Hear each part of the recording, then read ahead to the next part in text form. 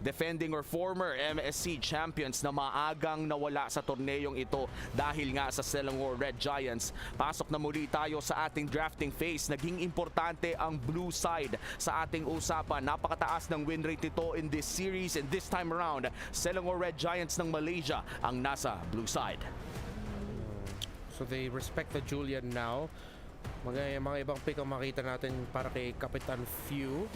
Fun fact, between Stormy and Few, sila lang, hindi naman sa sila lang, but both of them have the Aurora. Oh, yeah. Sa hero pool nila. So if ever, baka maging factor dito yung Aurora.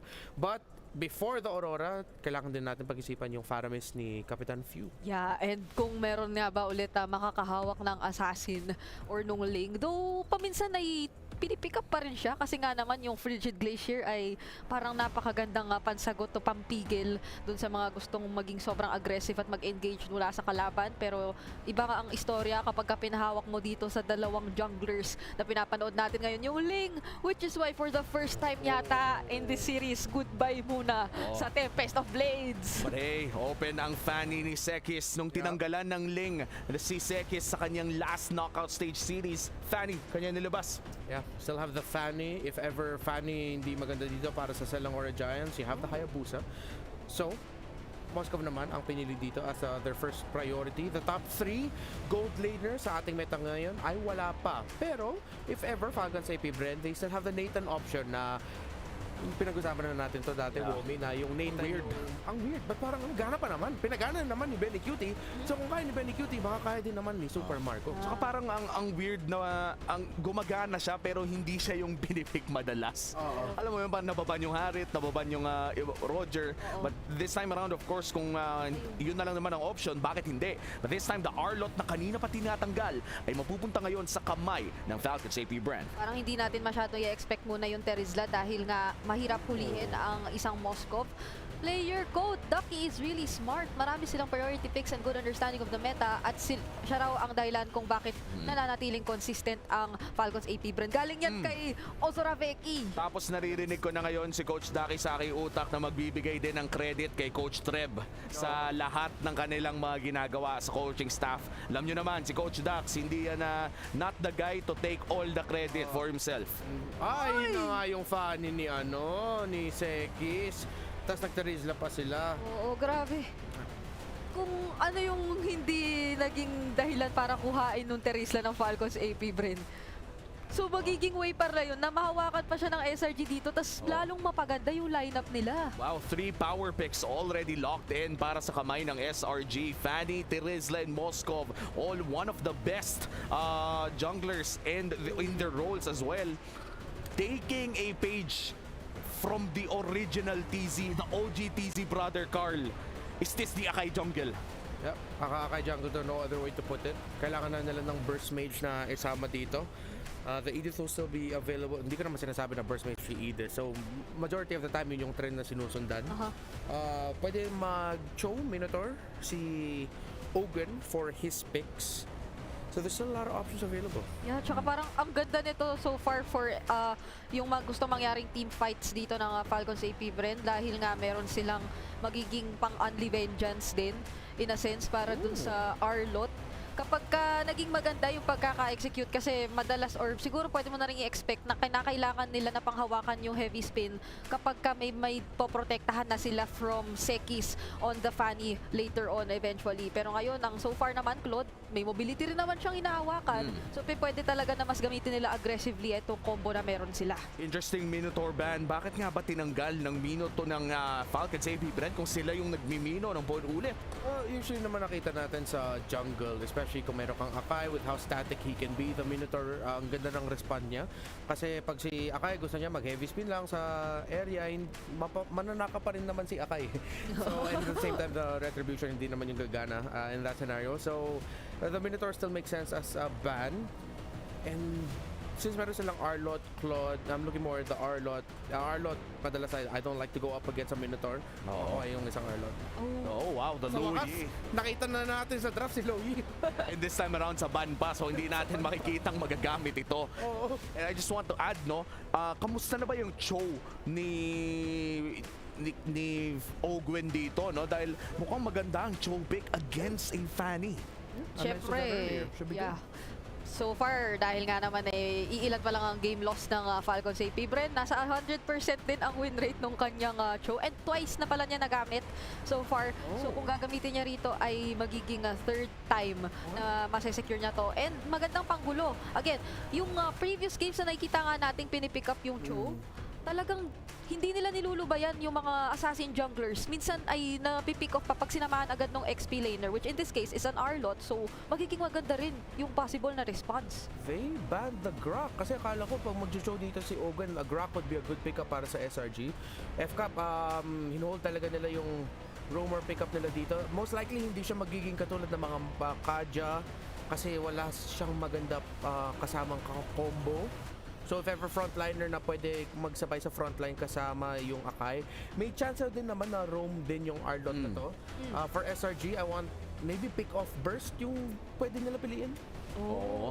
Buti nga nabanggit mo, no, yung roam Arlot ni Ogwen dahil ilang beses na rin niyang nagamit ito. Interesting makita kasi para sa akin kung itong Arlot na to, Falcons AP Bren pick talaga to. Ito yung fineflex nila all the way from MPL Philippines pa. Unfortunately, yung Arlot roam ni Ogwen yung unang naging game loss nung Falcons AP Bren dito, no? So, kinakailangan talaga kung gano'n na magiging scenario ay re-redeem niya yun. Pero, hello, it's been a while. Yeah. And sa kanila pa napunta ang Cho. Pick off burst nga at yun yung Lolita naman ni Ogwen to respond to the Novaria plus yung Moskov. I love the Lolita last pick. Ayan na nga, yung Lolita pick na inaabangan natin mula kay Ogwen. Mabalibol kaya niya, umapingpong niya pabalik ang mga binabato ng Novaria at Moscow. Makikita natin yan mamaya.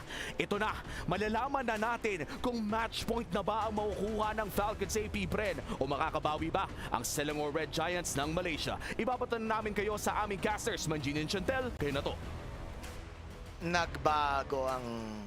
Nagbago ang timpla ng drop. Hindi na binigay ang Ling. Nagbago ang plano. At nilabas ang utility na pang-counter sa Fanny. Nag-akail. Nag-akail. Ayos yan. Ayos ba? Wordplay. Wordplay. Akala natin, assassin meta na lang talaga dito si Kyle. It's not over yet for the utility jungle. Pwede pa naman. Kumbaga ang naging usapan dyan, ibigay mo ang assassin, may Akai tayo. Actually, nangyari na to ng mga nakaraan, yung mga ganitong type ng lab. O yun, Akai nga, okay.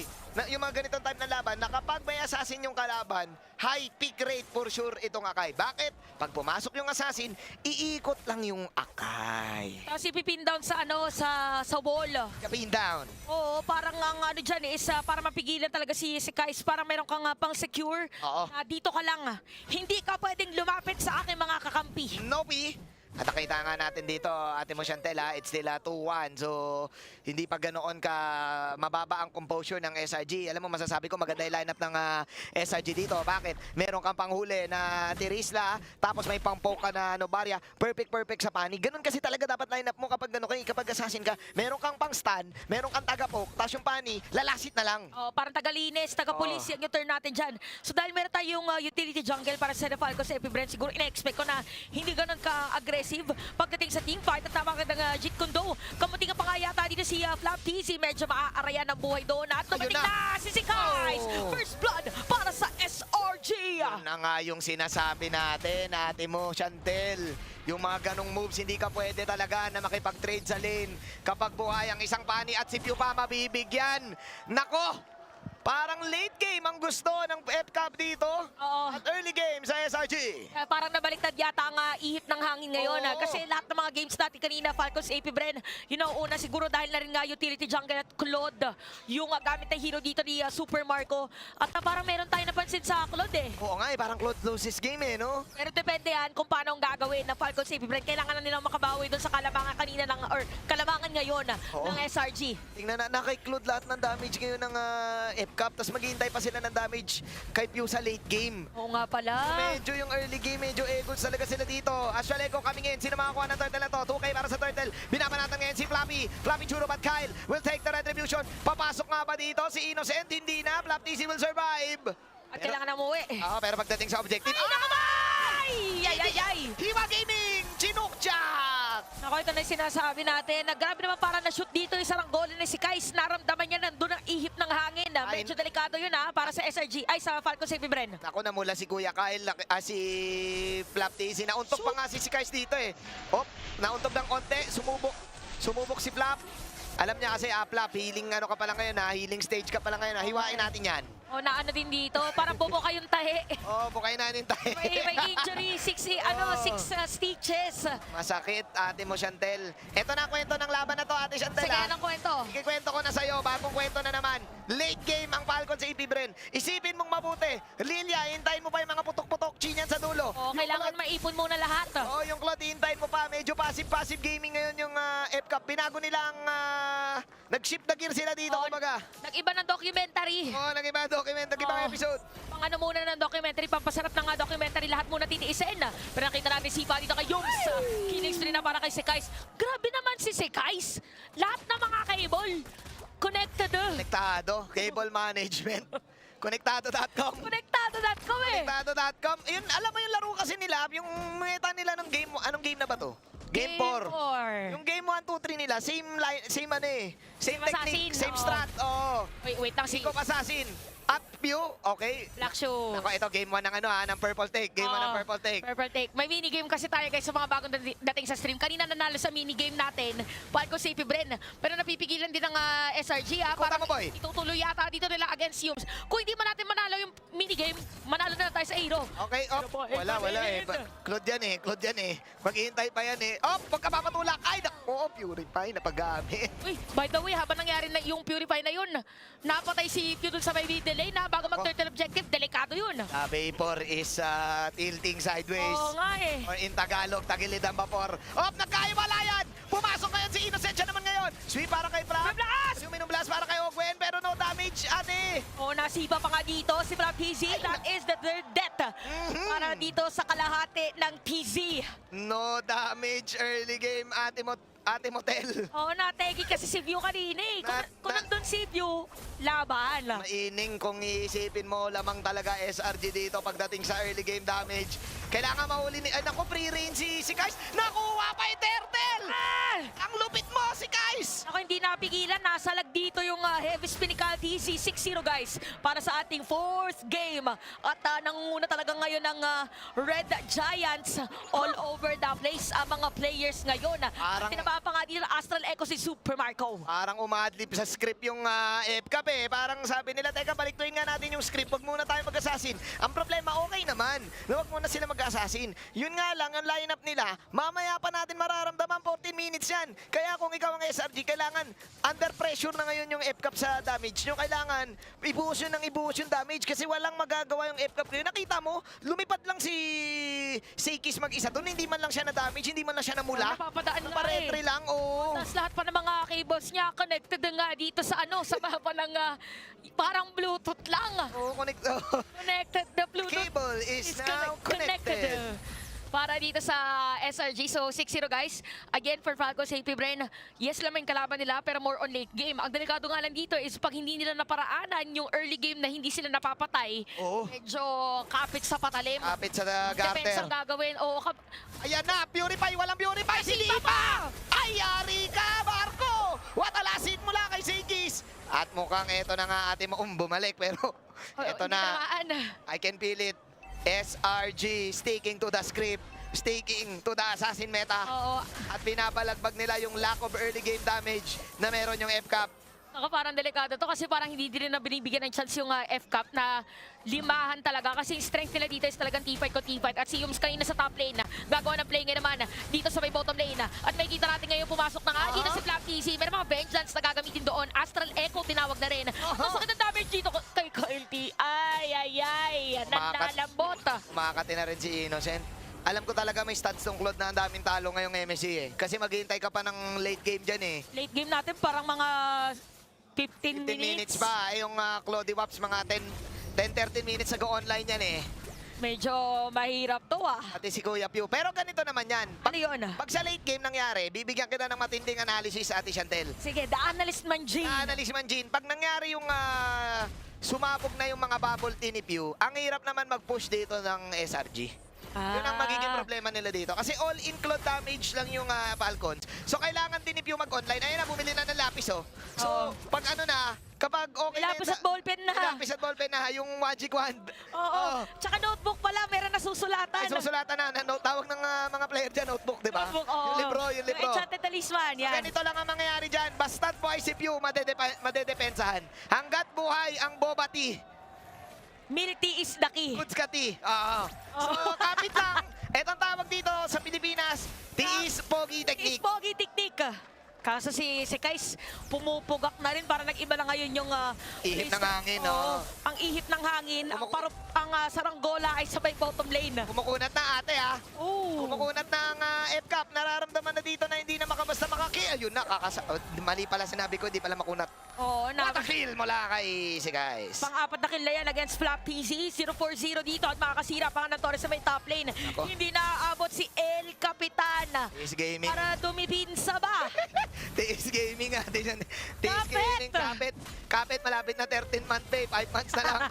Kakapit na lang to sa 13-month pay. Ate Chantel, ang F-Cup. Kailangan kung ikaw SRG dito, tapusin mo na habang maaga pa. Early in, early out ka dapat dito. Kailangan talaga. As much as possible, ikunti nga nandito rin si Kais. By the way, 80% ng kills ay sa kanya. Nako. 6/8. Tama, di ba? 80% yon. Oo, tama. 80%. Sana. Basta mataas. Basta mataas. Kasi 6 na kill eh. Oo, mataas ang kanyang kill participation. Guys, eto kikwentuhan lang namin kayo kasi nga basic lang ang nangyayari. Kulang sa damage yung F-Cup early game. Kaya ang ginagawa ng SRG, kahit marami kayo panghuli, maliksi kami, mas mataas yung damage namin. Pani na to, boy eh. Oh, tsaka yung ano nila dito yung damage, yung burst talaga, hindi yung kailangan free hit ng free hit. Pagkadaan, daan sa Gasa gasa. gaming, oh. Oh, ay, Yun na, Ay, nako. Daming recall, oh. pero napanood ko na yun. Ang huling gumanyan sa Pilipinas, Natalo eh. natalo. Oo, linggo man yan eh. Oh, Is Pogi, mga kaibigan, napakainit, mainit kasing init ng Riyadh. Ito yung mga tipong pagtitiis na malupit. Tipong hintayin mo ang 13-month pay bago ka mag-resign. oh, tsaka 13-month pay, para yung 13-month pay mo, meron ka din pang padala. May pampadala ka din. Sayang kasi, Christmas din yun eh. Tama, tama. Napakahirap. Kumbaga, sinalin tulad lang natin sa pagtitiis kasi yun na talaga yun, ate mo, Chantel. Tiis talaga guys, kasi kung hindi nagtiis, mahirapan sila. Ayun na, naku, hindi kaya yata TC dito mga players, pero dediretso yun. Si guys led with the Lord at ginamit na heavy spin para makatakas. Wala Ang sila talaga. na itawag na rin ng Lord na punta sa SRG. Binigay ng libre, ate. Binigay ng libre. Nakasale yata yung Lord kanina. Kasi yung Lord, binigay freebie. Ayan o, kalahati lang yung na-damage ng F-Cup. Ate, kalahati. Ayan na, si Kais. Pasok, mag-isa. Tingnan natin. May damage pa F-Cup dito. Bumaba na. Pero si Kais makakawala. Kung wala yatang panghuli dito kay si Kais yun ata nagiging problema ngayon na side ng Falcon Safety Brand sa may mid-range si Few. Kalahati lang yung buhay at pinasok pa nga ng mga players dito ng SRG. Gano'ng patay sa kamay dito ni Innocent at masisipa pa nga. Na-connect pa. Double kill laban kay Flap TC. Ako, isa lab set? Isa lab set pa? Walang makikilo yung F-Cup po. Hindi pa sila online. Naku, may pattern na talaga yung Claude. The one who uses the Claude loses the game. Ay! SRG trying to end this game. Walang heavy spin. Naku, kaya nilang tapusin dyan. 10 minutes pa lang eh. Oo nga, mabilis para sa kanila, pero sabi nila dito parang delikado yata na ipilit natin. Kapit. Kapit, bes! Kapit sa Kapit, Carter. Chris. Kapit sa Carter. Kapit Pilipinas dahil Ano bang pwede mo Carter yan? tumatensa. Oh, Nikon Garter, lahat. brand new Garter, kayo na bahala. Kumapit lang kayo sa mga Garter kasi it's all about the tiis para dito sa F-Cup. Kasi naman yung SRG, sabi nila, we stick to the script, bro. We don't want to play the utility. We want to play the assassin. Kasi Sekais na to eh. Hindi maganda yung Julian niya kanina eh. Sabi niya, ito na, paani ko na to, boss. 6-0 para kay Sekais. Gusto yata dito na si Kais yung mga hero na lumilipad. Oh, Kasi Ling. ang tawag nga sa kanya, Sky Prince. Oo nga pala. Sky Prince. Prince. At talaga nagpapakitang kitang gilas dito si Sky Prince. 6-0 pa rin dito sa ating laban at medyo malaking kalamangan. Hindi pala medyo. Malaki na talaga. Malaki talaga. Ito ang tunay na lamang. Kasi kanina mga 3K lang yan eh. Hala, ang tindi ng SRG talaga, ate. Akala, kasi meron din tayong storyline na parang akala ng iba ay hindi threat Oo. ng Malaysia. Oo, kasi ang kwento dyan, alam naman, open secret naman ng mga pro yan eh, na kumbaga pag pro ka, alam nila kung sino yung mga ka-scream, kumbaga alam nila na malakas ang SRG. Kaya nga, di ba, nung in-interview yung FCAP, sabi, natatalo nila kami sa scrim. Kaya ang pinaka-question dito sa SRG, yung scrim result ba nila, kaya nila Nagawa din nila. i-transition sa tournament. At masasabi ko, kaya nila. Kaya nga sila ng Grand Finals. Oh! Okay, akala ko biglang papasok doon si Innocent. Kailangan mo lang maniwala, Ate Chantel, believe. Don't stop believing. Kasi talagang the patience is real Oo. para sa FCAP. Kailangan lang nila mag-hold on to this feeling. Hold on to this feeling. Sabi nga, meron ngang kasabihan na Ano yun? don't stop believing. Hold on into that feeling. Kanta yun. Tama. Kanta yun. Sino kumanta nun? Sa High School Musical yata yun Hindi eh. yun High School Musical, Ay, pero di ba? pwede na. Sige. Yung High School Musical, we are in this together. Oh, pero madami yun musical nga. Oh, wait lang. Si Ogan yata na palalim doon ha. Naku po, napilitan pag-flicker. Napakaganda paggamit doon ng penalty zone. Heavy spin, ginamit na rin. Si Candy sumawala ng buhay at mukhang dadating na kabigla. Si Innocent Free na para sa kanila. Few dito ginamit na yung Black Shoes. Sa tuloy pa rin ang laban natin. Flag, TC, patay na rin. One kill lang ang nakuha dito ng FCAP. Ngayon, asa sila kay Supermarket with the damage. Tinatibinaban natin si Yams. Art of TVD, BMI out. Buhay pa rin ang FCAP. TS Gaming. Uy, pero nahuli pa dito si Zegis. Kulang yung damage. Kulang yung damage. Dahil dyan, dahil kulang ang damage na Falcon Save Brand, sisimulan ngayon ng SRG. Itong Lord, pero tutuloy pa rin yata. Walang heavy speed din si Candice at yung retry niya magkukooldown na rin. Konti-konti nila lang yung buhay ng Lord, pero konti-konti nila para isi-reset na rin. Yoms dito, meron nga lang immortality at ginamit ng Siva. Candice! Nakuha dito yung Lord! Ayun na nga.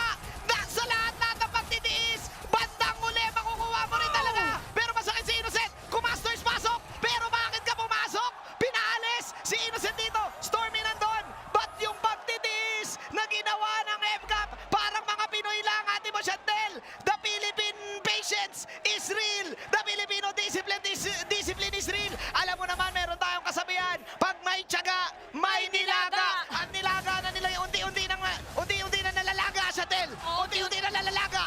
At kapag lumalaga ang karne, isa lang ibig sabihin yan. Lumalambot na rin Lumalambot ang ang mga karne. kalaban. Ito na, isa sa mga pangbaso.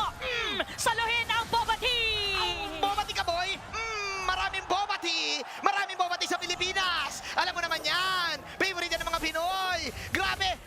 Ang tindi ni Kyle TC. Siya talaga dito yung kainin profiling. Pinasok niya, ayan. Nakita natin yun ng isang araw, tatalon. Talunin mo, boy. Look at the banda. Wala na ako ma-react dito, Chantel. Reactors na. Retry ka, boy. Kami yung retry, boy. Amin ang retry. A man's gonna do what a man's gonna do. I gotta do my job. I gotta do my job. At nag-cheer si Daki. Nag-cheer si Daki. At napangiti lang si Yams. Sabi niya, ano Ano yun? ginawa natin doon? A Kyle's gonna do what a Kyle's gonna do. Hay! You go for the red tree, bro. You press the red tree, you make the last hit. Kailangan na talaga. Ayan yung mga nakakatakot ngayon pero sa na rin ni Innocent, guys. Wag lang talaga magkamali ng pasok dito ang Falcon Safety Brand. Wag na, kumbaga, alam mo naman, lumambot na yung nilaga eh. Mahalin tulad na lang talaga natin to. Mga ano na lang, spices na lang yung kulang, pampalasa na lang. Ang paminta, unting paminta pa. Oo. Paminta para medyo maaching. Medyo matching. Okay, Astral Echo. Kumukunat na, Chantel. Kumukunat na yung FK. Kaya nakita mo yung sago-sago nung Novaria. Yung Navarya. Yung pa isang Boba Pearl. Yung Boba Pearl, wala nang damage dito kay Kyle TC.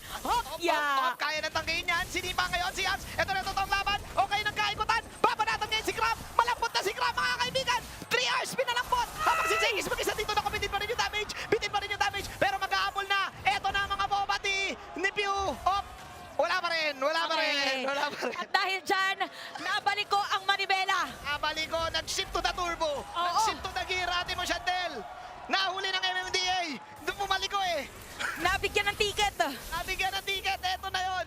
13-4. Ang kwento lang kasi ng laban na to, guys. Yung early game, napakalakas kasi ng SRG. Alam mo naman, kung mathematically speaking, ayan na bumild na ng, Pedro Beben. Oo. Kumbaga, nag-build na ng magpapakunat. Sabi nila, pag pumasok yan Ano pwede na, Beben? yung Blood Wings, Twilight Armor, lahat ng papakunat. Sino bang tinitignan natin? Hindi ko na alam, basta wala atang Pedro Sa Beben. meron ng defensive items. Defensive, yung Wings, Blood Wings yun, di ba? Blood Wings, oo. Hinanap kay Peder MM. Sabi ko, sino na Peder MM? Kasi Wings siya ka-Peder, magkadikit yun. Tama. Anyways, nagpakunat na talaga. Nag-Twilight Armor pa. So lahat na ng pang-counter sa Pani, lahat na ng mga pampakunachi, binuo na ng Falcon sa Ibibren. Sabi nila, sa wakas, sa pagtitiis ko, nakuha ko na rin ang pay grade na gusto ko. Nataasan ako ng 5%. Imagine itong dalawang teams natin, kung ang SRG ay nilaga, yung Falcons sa AP Bren parang adobo. Habang tumatagal, mas Sige. lumalakas. Mas lumalakas. Habang tumatagal lalong sumasarap. Mas lumalasa. Ito na, Chantel, all in Super Marco yung damage na to. Ay, Astral Echo, di ba yung tinamaan na? Si Marco kalaati at ang sakit pa rin. Makati pa rin yung hampas ba, Oo, Bobby? bumalik na, walang BMI dito si Super Marco para meron yata information doon ng SRG. Si Kais sabay patalikod. Naabangan grabe yung Falcon sa Ibibre, no? Oo, grabe yung ano nila, pwestuhan. Todo talaga si Super Marco. Sabi nila na kay Super Marco. Ay, si ako na. Pew! Hindi pwede madapa si Super Marco. Oh, buhay si Pew! Alam ko! Tignan natin! Pew! Mabubuhay ba siya? Ay! Diba mukhang hindi na? Naku, napalaban na. Pero Blazing Duel para dito kay Super Marco. Binaban natin si Stormy. Stormy, nakapag-out. Nakapag naging ghosty-ghosty. At Godlight na. Si Kyle DC ang mawawala ngayon. Innocent will take the kill also. Nako, Yari. Yari Chikudo. Tapos ang laban natin mo, Chantel. 4 ang nawala. Hindi na nakapagtiis. Nag-resign na. Nag-resign na. Bounce na ako, boss! Bounce na ako, boss. At dahil dyan, pantay ulit ang ating laban, SRG 2-2.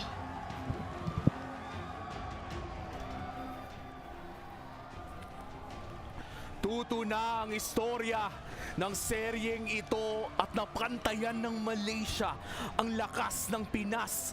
Paganda ng paganda ang documentary, Papi. Hindi ako makapaniwala. Literal. Na kumakapit tayo kasi kaya pa yun eh. Pero nagkataon na magmula nung nawala na agad dito si Few, nagtuloy-tuloy na rito. Nakapwesto pa si Stormy kasi hindi siya na-take out doon successfully ni Super Marco. And with that, nakuha na nitong silang Red Giants na naman ang puntos. Great team fighting nakita natin dito sa Selangor Red Giants sa buong laban na ito. Nakita natin na matagal na nahirapan yung Falcons sa AP Bren makakuha ng kahit ng isang kill na pa-turn around nila, nakanakaw ng Lord dun si Kyle. At kita naman na Falcons sa AP Bren pag tabla na yung gold, yung mga resources na may chance talaga na kunin nila yung panalo na to. Maka-farm up lang na maayos yung Claude at saka makakaabot sa mid to the late games yung Lilia. So yung Selangor Red Giants nagawa nila yung condition nila para early to mid game solved na, tas na set up nila yung Moscow. Pero ito naman, yung nangyari is pagdating dun sa huling laban na guluhan lang talaga yung Falcons AP Bren, sino yung tatargetin nila. Super Marco again dahil nakapaggamit ng Astral Recall muna yung Novaria, that little bit of movement speed nakatulong sa kanya para maiwasan niya yung Blazing Duet ni Super Marco. And, yung funny game dito ni Sekis, no, the moment na tumama yung nabanggit mong Astral Echo na nagmumula sa Lovaria, ay parang nagkakaroon ba ng mala GPS ang isang funny kung saan siya lilipad. At alam niya kung nasaan yung mga targets na gusto niyang puntahan. Kaya naman naging napakaganda ng laro dito ng kupunan ng Selangor Red Giants. Pero kanina nga nakakita din tayo ng 12k gold lead na nakat ng FCAP into 6. Yep. Siguro din malaking factor yung hindi nagkukulang dito si Seki sa kung paano lagi siyang manggagaling sa likod kasi minamanage niya ng paulit-ulit yung waves. So sobrang napalilibutan din dito yung Falcons AP Bren whenever nagkakaroon ng mga team fights. Pero ito yung mga punto na talagang meron tayong highlights din for Falcons AP Bren. Mga nagsisigaw na tayo kasi yung Guardians barrier na sobrang nakakapagbaligtad din ng sitwasyon ay napakaraming naging crucial plays din doon. Pero all in all, it boils down to grabe pala yung team fight capabilities ng parehong teams na pinapanood natin for the Grand Finals. At malaki ang nagiging parte nun sa kung sinong nakakasecure ng laban. Yeah, Falcons AP Bren, kailangan talaga nila na sobrang respetuhin yung team fighting capability ng Selangor Red Giants na hindi ko naman sinasabi na hindi nila nire-respeto.